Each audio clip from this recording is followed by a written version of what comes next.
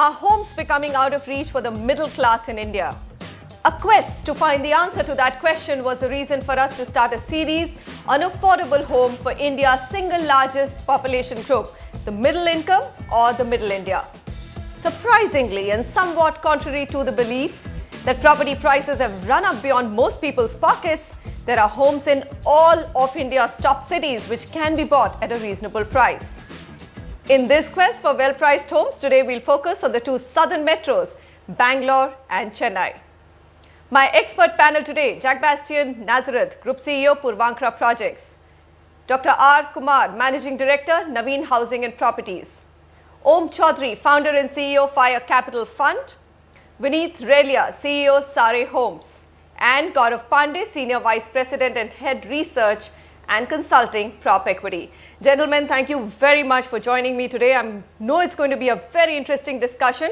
I'm just going to do a little bit of a stage setter. I think this is a good reminder to people what is the definition of affordable homes for middle India. Now we are qualifying here, it's affordable homes for middle India because generically affordable homes in India means for the lower economic group or the economically weaker segment. That's not our focus today.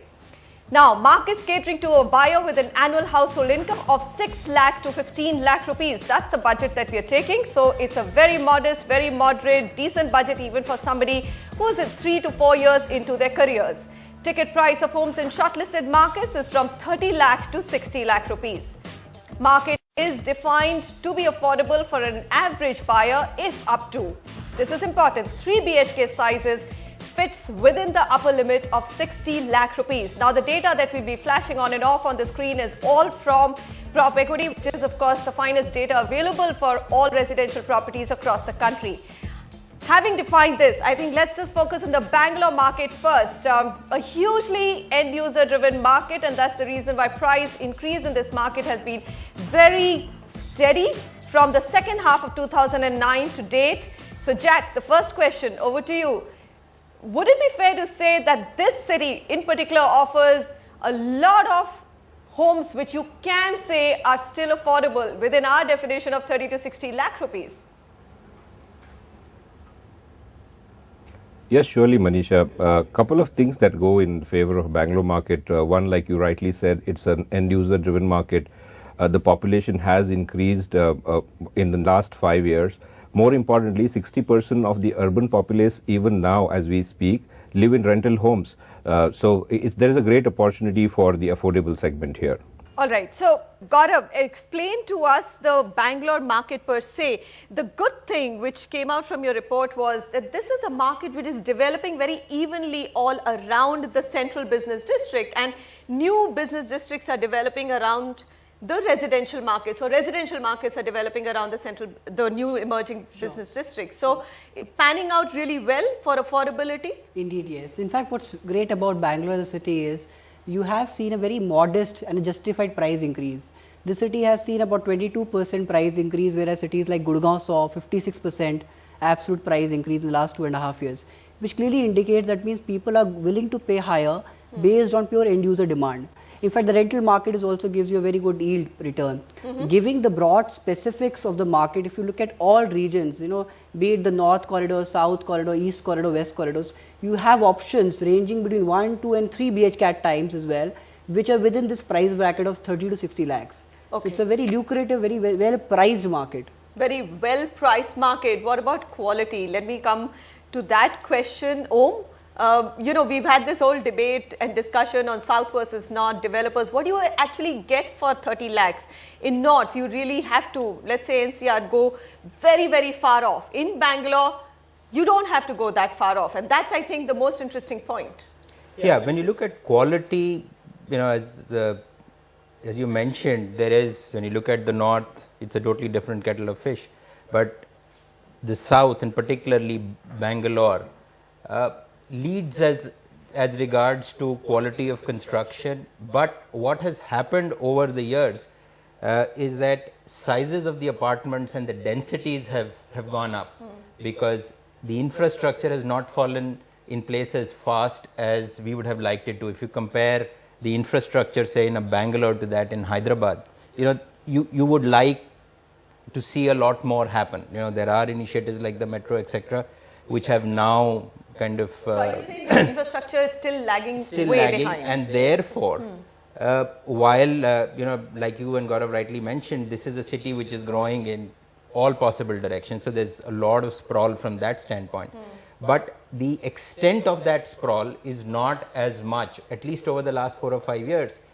We tended to be closer to the city, and therefore you had certain pockets where the densities are high. Okay. And to get to a particular absolute level in terms of price points, you had no option but to reduce the size of the apartment, which for what people were expecting in a Bangalore kind of a situation, a garden city. Sprawling homes are no longer a reality if you're looking at a budget of 30 to 60 So when lakh. you look at quality, yes, construction quality is good, but when you look at it from the standpoint of design and the master plan per se, it is a little congested. Now, having said that, we are now seeing people move away slightly further out, and when that is happening, you're looking at much larger projects. We've got on the northern corridor going up towards the airport, you have very large projects Townships towards coming the up. east, townships coming up, because here not only do you have a set of buyers who are end users, but a lot of them, because they are IT and IT enabled services, they're well traveled, they are used to the idea of traveling out in search of a better lifestyle. So that concept, and in any case, Bangalore historically has been, it's had, the market's had a penchant for villas more than apartments. That's where the city has been, and that's the way it's developed. So That is something that we're going to see Interesting more trend and more that of. people are willing to travel outside. Dr. Kumar, what's your impression of the Bangalore market? Overall, we'll come to the Chennai versus Bangalore a little later, but Bangalore still remains one of the most affordable metro markets of India if you look at the pricing points. Yes, I do agree with you. Bangalore prices, even when compared to Chennai, they are more affordable. And why this is happening?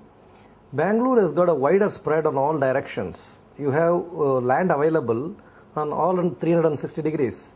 Whereas Chennai, one side 50% is covered by the sea, and then there is a perception about the North Madras. People don't want to go there, which means we have only one quadrant of the circle which is available for development. And so naturally, and you must thank God we are not 4 times as expensive. Maybe we are about 20% more expensive than Bangalore. So there it is. Okay. India's #1 news app just got even better. Download NDTV's new app. Fully optimized for retina display. Full screen view.